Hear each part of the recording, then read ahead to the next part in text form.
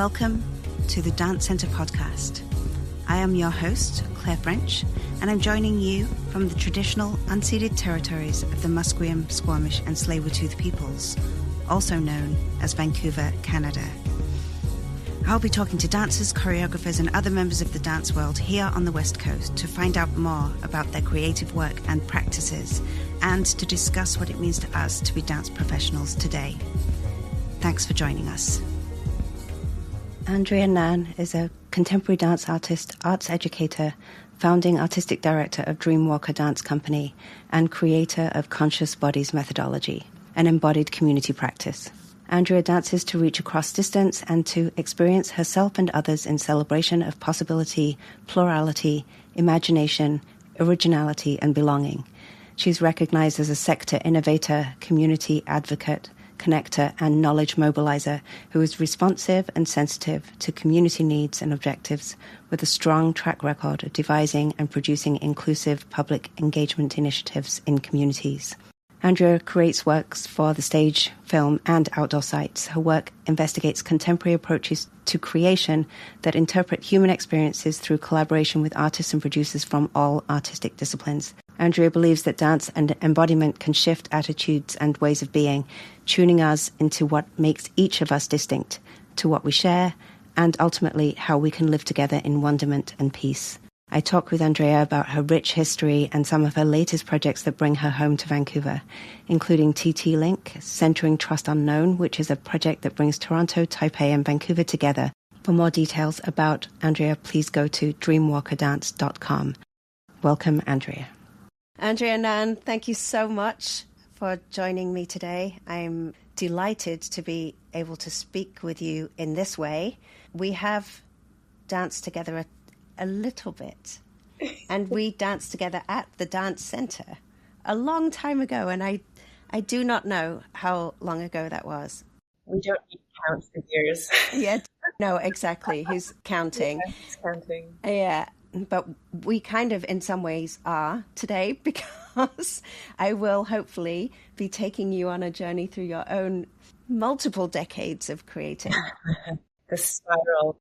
And across Canada. The spirals, exactly. The double helix, the all of the symbols.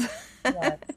So, Andrea, I have just also encountered you with the Unity Consciousness Arts Festival in a tiny way with some of your work. But for the listeners, we're in this wonderful space. Many of you will know Andrea Nann and Dreamwalker Dance, and you'll know Andrea before Dreamwalker Dance, perhaps, and her family and everything in Vancouver and beyond. But first, the reason why we're talking together today is because Andrea is involved in I believe it's called originally the TvT Link, International Choreographic Interlink project, which has quite a kind of scientific inquiry research mode title, but all will be revealed as we go through this podcast. But what I would also like to do for the listeners, and also to get the history of Canadian dance, of which Andrea is a major part, we are also going to be talking about Andrea's experience, her, as I like to call it, exquisitely rich history as a dancer, freelance artist, collaborator, innovator, leader, educator, and artistic director. And so we can dive into Andrea's career and then get back to the TvT Link and its relevance to Vancouver and today. So, Andrea, I think now it's time that you actually get to speak and say hello. Oh, Claire, thank you so much. Well, let me begin by just saying it's just such an honor to be here. I'm just absolutely delighted to have this opportunity to speak with you, to be part of this podcast, which I listen to and which is just always so stimulating and inspiring. And I learned so much and I appreciate so much. So I just want to say it's such an honor to be here today. Thank you. Oh, thank you. And really, it's an honor for me to speak to all of the artists that I do, but to also, it's an honor for me to be here with you.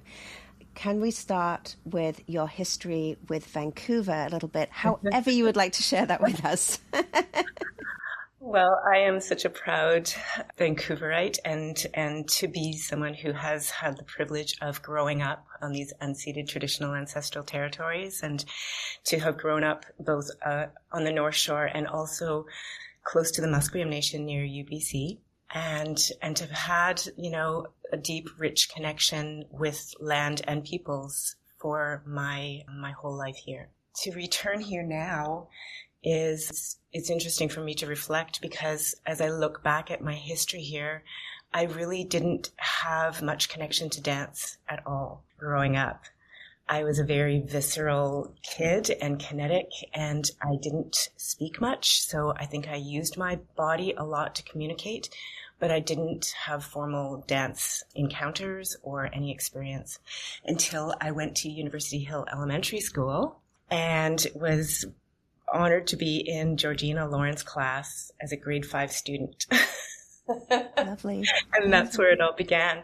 And I just want to name that because I think about dance in schools now, and having been an educator and worked a lot in the Toronto District School Board and in other school boards in the Ontario Southern region, I know the struggles that school boards are having, public schools are having now to offer arts-based learning, and to, I'm such a strong advocate for it because it's an important language, the arts and communication, and how to work in co-creative collaboration and to attune to more than what is happening in just the upper head part of our bodies, but to really embody our learning experiences. Mm-hmm. So I'm just thrilled that I had an opportunity to have a elementary school teacher like Georgina, who we would dance in her class, and she had a record player. She just had, K-Tel albums. So it was all pop music, disco era.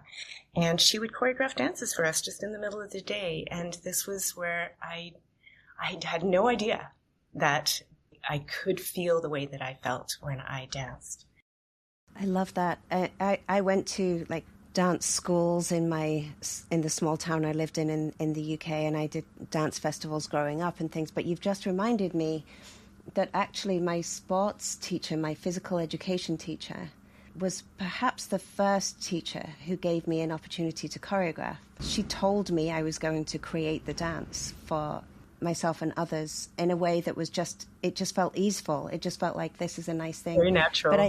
But I think about what she must have recognized in that and how different it was to do it in that environment rather than in a dance studio. So, yeah, thank you. That just reminded me of Mrs. Phillips. Yeah, somewhere along the line, it goes back probably to Descartes or somewhere, that there was some separation between body, mind. There was the separation that then went all the way down through the way that we are learning, the way that we are being together. And that's been a huge part of my dance career, is actually learning to reintegrate and then being in as many environments as I can where I can promote and also really challenge what we accept as, these separations. And I really feel like, I wake up every morning and I feel so grateful that I have had a very holistic career in the arts and as a creator.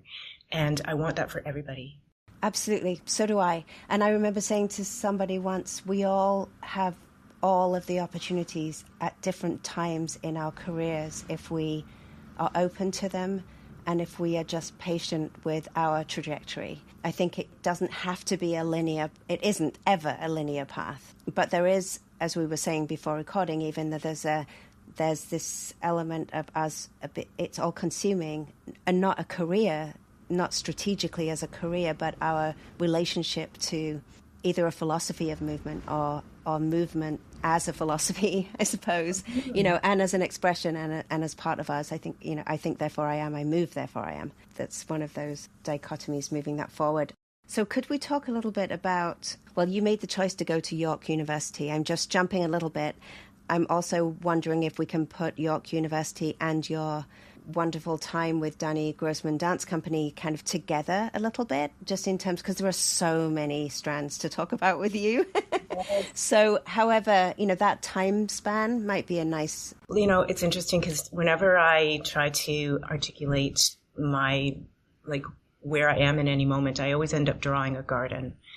And so everything there is an ecosystem that everything is relative to, and there's obviously just these tendrils and roots underneath the soil that are all intertwined. But the way they manifest in above ground is quite different. Like my time at York University, you had proposed a question in our dialogue before we came online, and it was about just what am I still carrying forward from the experience of York, and what is still resonant with me. And it's such a beautiful question for me to loop back on that cycle and to see that so much of what I was experiencing at York is very much, it was the seeds of where I am now.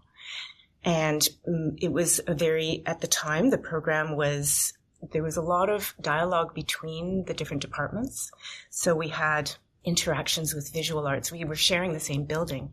The Fine Arts building had the visual arts studios on the same level as the dance studios. We were right next door to the music department, and there was a lot of opportunity for us both with the curriculum and also extracurricular collaboration with the music department and with the theater department. So I really got a taste for interdisciplinary collaboration, and I was part of a cohort that is quite extraordinary in hindsight when I look back and I see how many choreographers and creators there were in the years that I was there. And there was like a huge group of people who were really pushing into the thresholds of what the program was offering and what we were curious about doing. And so coming through York, I also had a chance to, so here's where I'll entwine Danny. And I also want to name Rachel Brown and Ted Robinson, who were guest artists during the time that I was attending York. And they were huge influences and continue to be huge influences. And to my great sadness, all of them are now gone. Like, they've all passed. And at the time I was, involved in this independent after class scene with my peers. And I was also just having the most extraordinary experiences dancing in repertoire and taking class with Rachel and Ted and Danny, and also with Pat Fraser and Juan Antonio, who were the modern teachers that I got to study quite extensively with and also to perform with. So coming out of York, I was just blessed with being there at the right place and the right time. And it was I graduated in 1988, and it was at a time when there was funding. The Canada Council had so much funding. Companies were growing, and they were expanding to, ensembles of 12 dancers. And I came out of university with 2 job offers. Join Winnipeg Contemporary Dancers and Danny Grossman, and also as a full-time member of the independent student group Pedestrian Waltz. And there was a second group at that time. Carrie Weir and Lisa Hopkins had started Dance Allegro, and everything was just happening. So I started my professional career with a full-time job with Danny after spending a couple of weeks in Winnipeg touring with Winnipeg Contemporary Dancers, because I had been gifted an extraordinary solo by Rachel Brown. And upon graduating, Winnipeg Contemporary Dancers was doing a tour, and they invited me to perform the solo on tour with the company.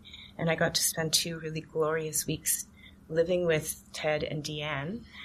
And then I had already met my now husband of 33 years, and he was back in Toronto, and I decided to follow my heart and go back to Toronto and to dance with Danny's company. But, this was just a time of abundance, and I couldn't have been arriving at a more fortunate time. Well, it also sounds very much like that first foray into movement became your main or primary, form of expression, it seems. I wonder if that's at York. Did you find that you were just able to, was everything at York easy for you? Were all of your studies easy? Or did you just find that it was a talent meets a way of life, meets a way of being and expressing? Or what do you think it was that made it seem so, it sounds so easy for you? so interesting. I would never use that word to describe that time because it was so busy.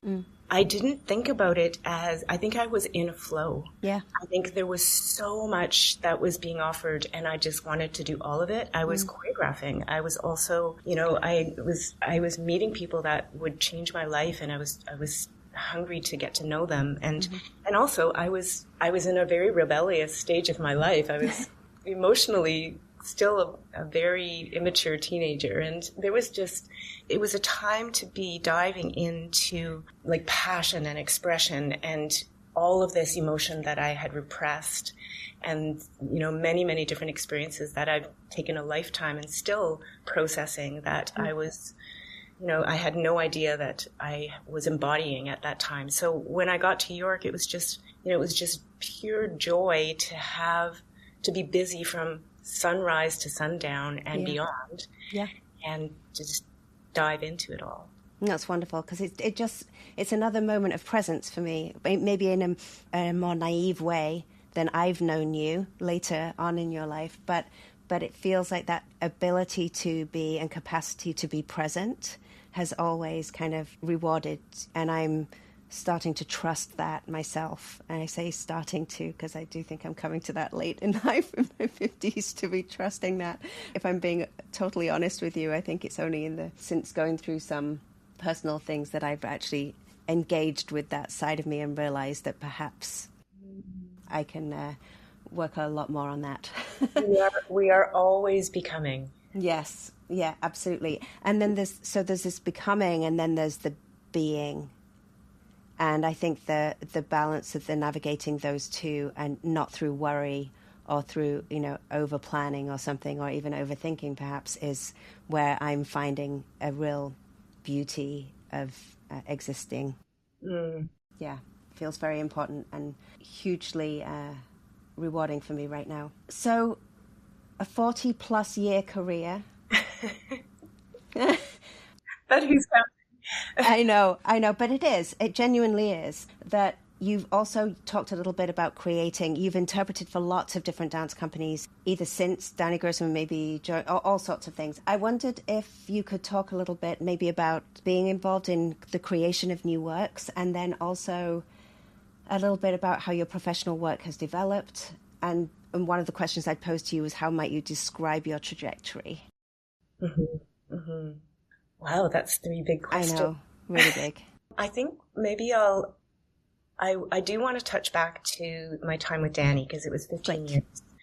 And, the opportunity to dance in a company with a choreographer who has such a strong vision was really it's a rare opportunity to have that kind of a long experience and to be able to repeat repertoire over multiple years. And I think that there were definitely struggles with being in repertoire that had been created on other bodies, other personalities, and especially when the repertoire was so personal. And Danny's work is so much about the human experience. And in his choreography, as much as craft was just, he had exquisite craft and musicality, there was also the opportunity for the individual to bring their lived experience forward. And I think by doing Danny's work and then having the chance to perform some works, over 50 times, I don't know, I could probably try to count, but I just really was able to learn more about embodiment and how form and embodiment, where they are different, where I struggled sometimes with form in ballet, and other times when I was dancing with choreographers who had a form that was not built for my body. But then I always found a way, because that was the experience that Danny had given, to find my own cellular expression, my own breath, to bring my own rhythm and my own phrasing to something, and yet to still dance in ensemble. And that's an extraordinary gift. And I think that's why I have been able to dance with other choreographers and inside of works, because I didn't have early training. I don't have the type of body that can just be malleable into another form, for lack of a better word. Yeah. So having that experience with experiencing what my own personal embodiment is and how I can align that with somebody else's work and vision is... And dance with others, right? And with, yeah. Yeah, and that use it as a communicative tool so that you are able to show its relationality to other bodies and to ideas and to, as you say, the vision of a choreographer. I will be forever fascinated by the dancer and choreographer relationship and the dance choreography. I don't think it's a duality at all, but that kind of like the interrelations of those things. Mm-hmm. And I appreciate you saying the embodiment and form, because of course there are so many levels of embodiment, so many levels of form. I just think it's a really wonderful kind of area that is an ongoing kind of investigation for dancers and choreographers, I feel. Mm-hmm. I think that's wonderful. I wonder also, your strong interpretive skills must also have, it sounds to me like I find this with dancers who can interpret strongly and bring their own personality, but also not so far that the piece becomes about them. So I think that's a really interesting space. So then when you started to create your own work, obviously all of these experiences informed you, but what would you say was the ultimate kind of call or motivation to start creating your own work? Oh, yeah, again, there were so many calls, right? Because I think I started creating my own work after Georgina taught me a bunch of dance moves. Yeah. And I think it shocked everybody in grade 6 when I got up on stage and performed a solo, because I was very shy and I didn't speak out, and I was just the person who was always kind of at the back of things. But I think, I've always been like, the desire to respond and to be in dialogue has motivated me throughout my career to be witness and to listen and to observe and then to be in response. And so when I started to make work, I was often really inspired by what my peers and colleagues were doing in other art forms. So my first full-length performance offering was a collaboration with a poet, Chris Chambers, with a musician, Andrew Cash, with a group of dancers, including Julia Aplin and Robert Glumback and Brandon Oakes, who's an extraordinary Indigenous dancer, Monica Gann and Eddie Castrow, and also Anne Bourne, who is a cellist and vocalist. And we kind of, I was just so moved by what was expressed. At the time, I was not speaking in my own work, and I wasn't writing for my own work, like words. So I was really inspired by other poetry, other songwriters, and how these could merge. I was also, heavily, because of my relationship and long love relationship with Andy Mays, who's part of the indie folk rock world, I was just around wordsmiths and music a lot. So I think I was responding, and I was wanting to be in dialogue through the body with these other forms, and even with the dancers who were part of that show, to be in dialogue with an Indigenous dance artist who was bringing a completely different embodied world to the creation process. And it's just kind of gone from there. Like, all of my major works, I would say, have been driven by collaboration, have been driven by, I feel things in my body. It doesn't go through my thought process. It just goes straight to my heart and then into my body. And then it comes through a process very slowly. I take a long time to process what I'm feeling. Into words, or into, So would you say that Dreamwalker Dance became kind of an extension of your artistic expression as an interpreter, that you then kind of were able to open up to more things? Or did the work itself come out first and then you named it, or found yourself kind of understanding the work that you were creating as that Do you know what I mean? Like, I'm really interested in if you... Yeah. I mean, I think Dreamwalker as an experience, as a moniker, came much before the company, because I was actually working on a solo that I had performed here with Dancing on the Edge called, I think I might have titled it Dreamwalker. Dreamwalker, yeah. Because it was an experience that I felt that I was actually embodying in this realm, in this lifetime, that I often am in that perceptual realm of the dream, the walking dream. And it, for me, really kind of gave me a sense of my identity. So the name Dreamwalker came to me before, and then when I needed to just have a bank account and could, when I started to produce like that full-length show and I needed to be able to figure out how to pay people, I named the company Dreamwalker Productions. And then in 2005, when I incorporated and became a company, Dreamwalker Productions went from a sole proprietorship to a registered company. Mm-hmm. I know you still work regularly between Vancouver and Toronto, and that you've worked for Vancouver dance companies over the many years, which is really wonderful. I would love to know if any of your experiences have surprised you. All of them. Every single experience that I've had has surprised me. Yes. And before we just move on from that connection to the dance community here, I want to name, first of all, the Dance Center, because I feel like I've been involved with the Dance Center maybe from it's like my early days. Mm. And, both through my mom, who is heavily involved in community and race relations and multiculturalism here in Vancouver, and was the executive director of different multicultural service organizations. But she also was the chair of Asian Heritage Month for a number of years. And that's actually how I first met Myrna. Oh, great.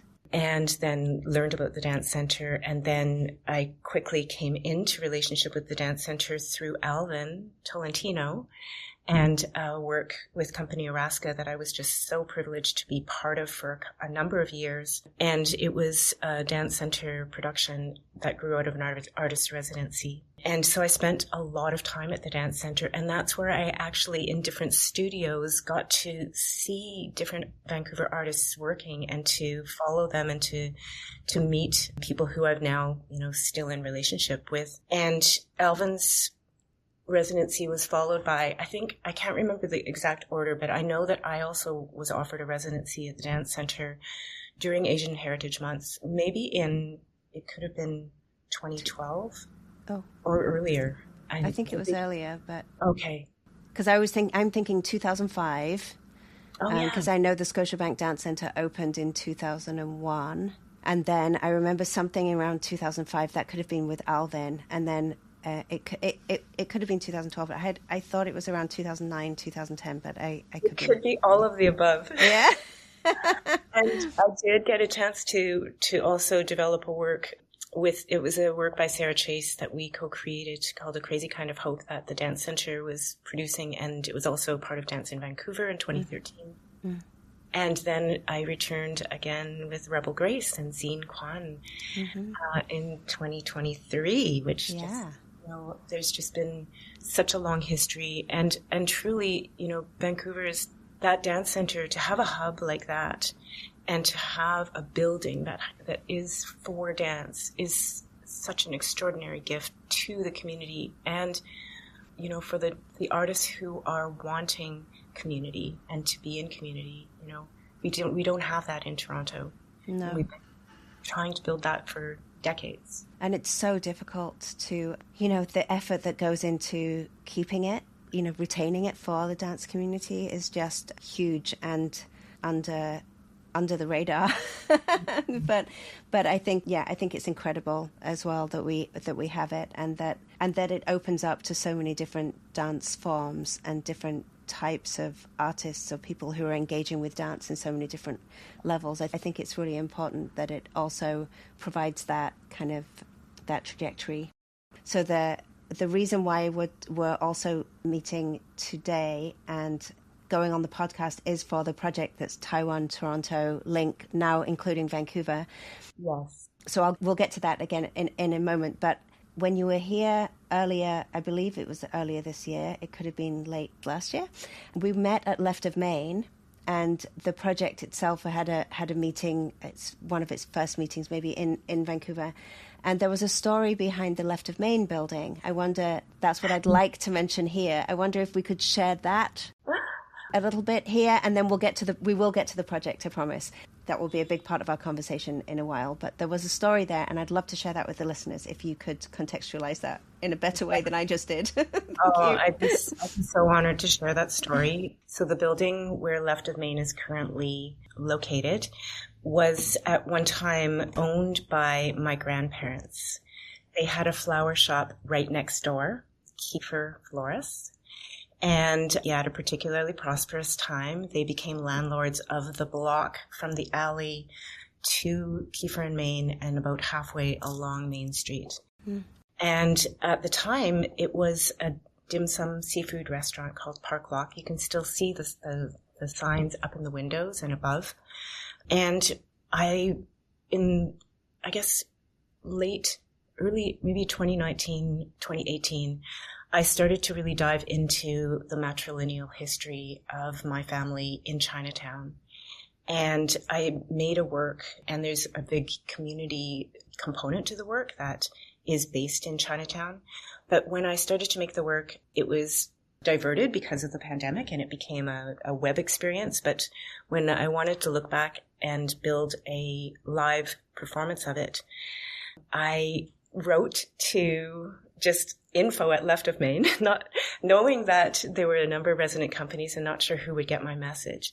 Just that I was really hoping that I could develop and perform the live work in that space, because the work was going to be talking about my great-grandmother, my mom, and their relationship to Chinatown. And that connection was just so meaningful. I had spent many, many, many meals eating in that restaurant. Wow. And it was just such a delight to find out that it had become this incredible community hub.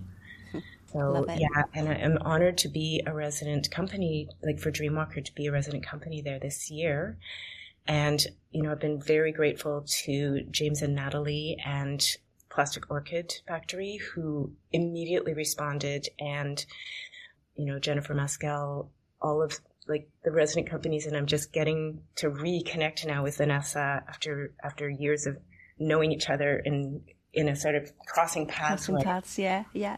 But they are just an extraordinary community. Have been super supportive of my desire to try to build a relationship in Chinatown, and to, sort of date with them about just to figure out if I was a right fit for their space or not, for their community. And they've been incredibly generous, and so this year Dreamwalker is becoming a resident company there as well. Oh, that's so lovely. So you'll be around a lot more this year, so that's wonderful for us. So let's get to the Toronto, Taiwan, Vancouver connection that's up and coming. Let's dive into this. Let's dive in. Yeah, so just so that I have it in my brain so I can ask the right questions, I'm just going to ask you if this is correct. So, since 2000, two groups of artists in Toronto and Taipei have been deeply immersed in the Toronto-Taipei Interlink, a long-term artistic exchange. Yes. Across diverse geographies and long distances, they're practicing actions of reciprocity and connection, generating opportunities for embodied relational exchange and shared community experiences. And in 2025, the exchange expands to Vancouver. Your original artists involved in the Toronto component are Heidi Strauss, Michael Caldwell, and you. And then you're joined by Caroline McCall and Sammy Chen for the Vancouver version. Taipei artist Su Pin Wen, is that correct? Yep. And Fangus Nawa, is that the right way to say it? Naya are also joining you in that relationship. Would you like to expand? Wukang Chen. Wukang Chen. Lovely.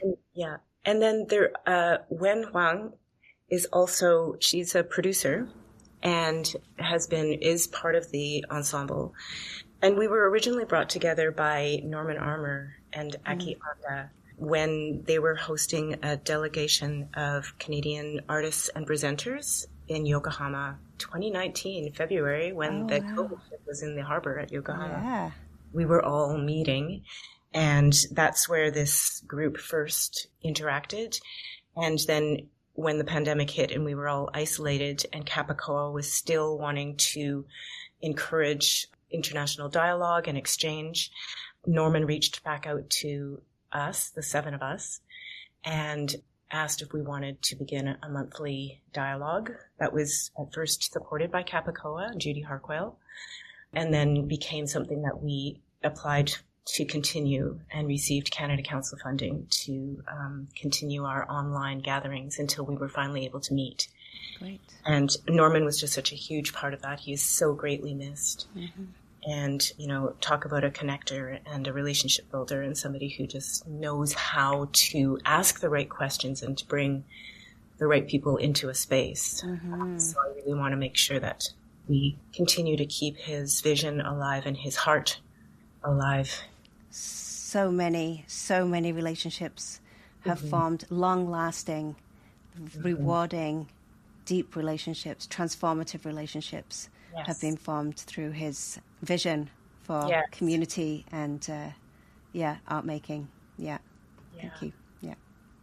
Yeah. So when we were finally able to, we met for the first time in person in 2023. And at that time, Michael had become the artistic director at Summerworks Festival in Toronto. And we were able to kind of work with his programming and also with our funding to bring the Taiwanese artists to Toronto to share some of their work and also to have our first in-person embodied experience after years of being online. Mm-hmm. And it was extraordinary. Like, we talk so much about what is possible, what became possible with those remote Zoom gatherings, but it was extraordinary how much trust and love and care had already been woven between us, so that when we finally met, it was just this explosion of, like, as if we had known each other forever. When we went then in return to Taiwan, Sammy and Caroline, who work with Wen, were also planning a trip at the same time. So when we went on that exchange to Taiwan in October of 2023, Sammy and Caroline joined us, and that's when they kind of became woven into the fabric of this extraordinary exchange. Oh, that's wonderful. And so it's developed to include Vancouver as a destination. Yes. This year, and as I mentioned briefly, it's in partnership with the Dance Centre and with the Vancouver Art Gallery and their new Global Asia's program with Lin Chen. So I am wondering if you could talk a little bit about maybe what you expect from it, if you have any expectations, and also what the listeners might, how they might engage with this, or if it is open to the public, and the dates of the event. It is up and coming. Mm-hmm. And just a little bit about where you were all at with this project in the Vancouver edition. Yes. Well, I can speak for myself, and I will say that this is it's a democracy. This group works very much where we're all part of the decision making. And so I can only speak from my understanding of where we are at this moment. Okay. And I'll also just respond to your question about expectations, because I think one of the reasons that I've been able to have a really long career in the arts is because I actually try to remove expectations. Mm-hmm. Yeah. So I don't have expectations. And at the same time, I think there's a very strong vision around the group. There are very strong values. So the title of this upcoming part of our exchange is Centering Trust Unknown. And that title can speak volumes, I think. The thing that is central to our relationship is trust.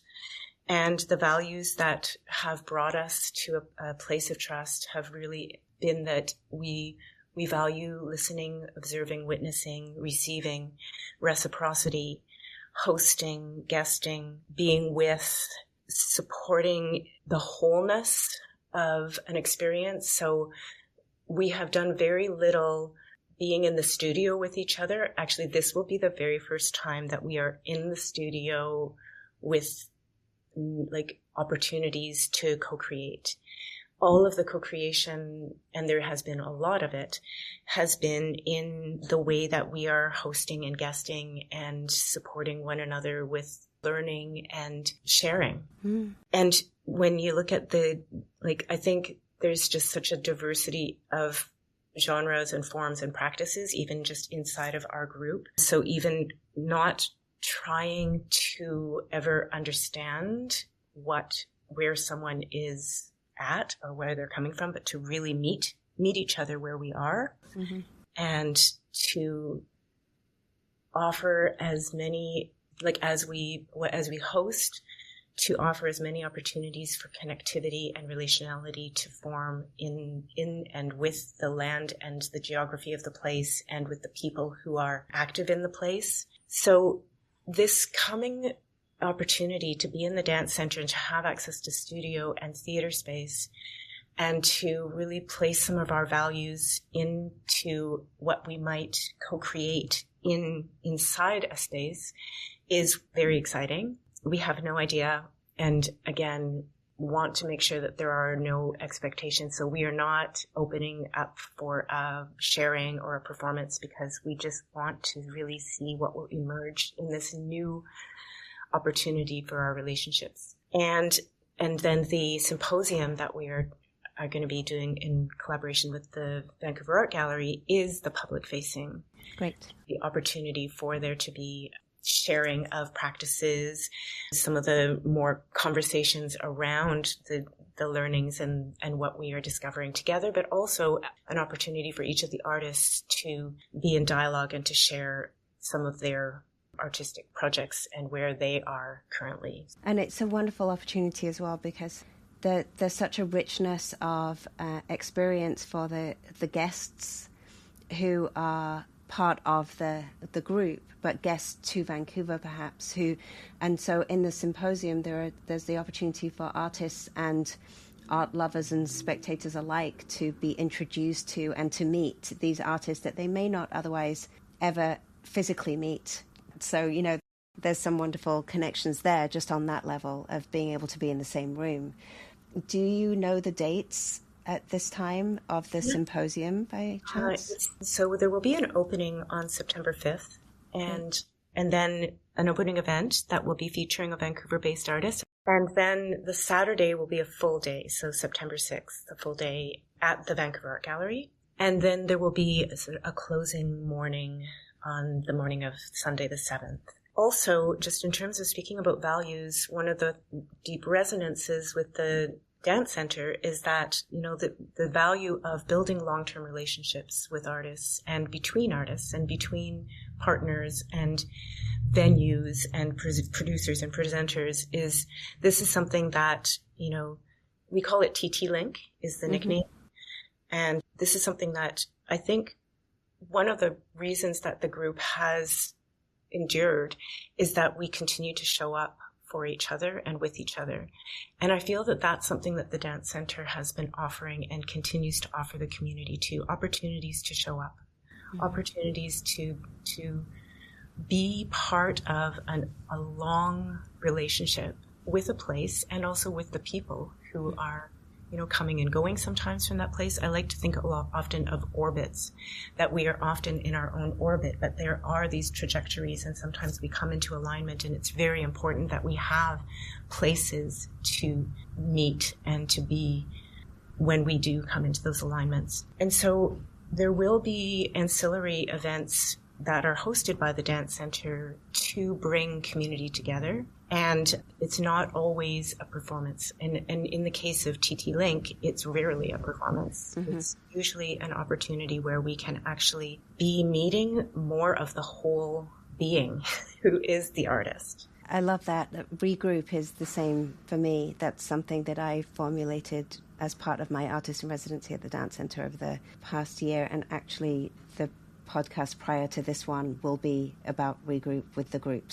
And I support you in that the Dance Center is offering more and more of those opportunities. Yes. And I want to name also that there are so many, I am just returning to Vancouver and have been spending more time here over the last few years. And I've been so fortunate to be welcomed into the Left of Maine community, which I feel is also similarly providing a place, and also Morrow and the community that Scene Kwan is building. Absolutely. And I've been woven into Morrow, and again, that opportunity to be part of a long-term relationship. And I see this happening. I know that there are other hubs that I haven't been part of yet, but that are there supporting the development of community and the building of relationality and connection to place. Yeah, and I think Progress Lab is another one, and there are lots of them around that don't just serve the artists who are necessarily resident there. Sometimes there can be a little bit of a misrepresentation around how these are run,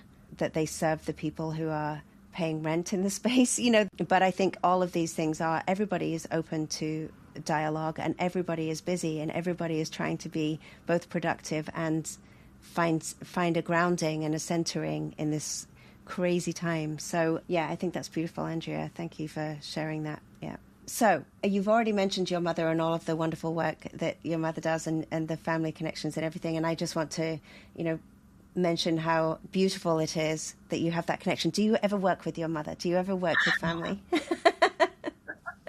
I guess we're working together all the time. I mean, yeah. The longest collaboration that I've had is with my mom. Yes. I think I definitely feel like, even as we're talking about community building right now, that this passion in me comes from being, Beverly Nann's daughter, mm-hmm. and how she came out of, she describes the ethnic ghetto of Chinatown, and really decided that she was going to work alongside organizations that needed to know more about the immigrant experience. And so I feel like, my mom and I have had a lot of struggles as individuals who have come through a very repressive society, who have experienced racism, and there's been a lot that we've had to work through between us because as a result of that. Mm. And also there's just such a huge regard for what we both desire and what we value as community, and as, what we know, what we believe is possible. And I think my mom, to this day, she's turning 91 in August, and she is a going concern. Like, she is still out there. She is still involved in advocacy and in her way of speaking about policy. And it's just extraordinary. Absolutely extraordinary. It's inspiring. Beverly, you are an inspiration. And you have an extremely inspiring daughter. So, Andrea, thank you so much. I know we could talk more. We could talk about education for days, I think, you and I. There are so many things we can talk about, but I think this is a lovely way of contextualizing, I hope, you kind of coming full circle and into Vancouver, and it's been a pleasure talking with you. I really look forward to the TT Link and the Centering Trust Unknown project. And yeah, I think us participating in that in any way we can will really help us kind of in our way. And I don't want to overuse, not understand, but to feel the values and to be with you in the values that you are establishing as a group. So yeah, thank you so much. So beautifully articulated. Thank you, Claire. And I wish you all the best with your residency. I'm really glad that you're going to be around with that too at Left of Maine, and look forward to the work you produce, but that doesn't mean performance necessarily, whatever that takes. Okay. Thank you so much.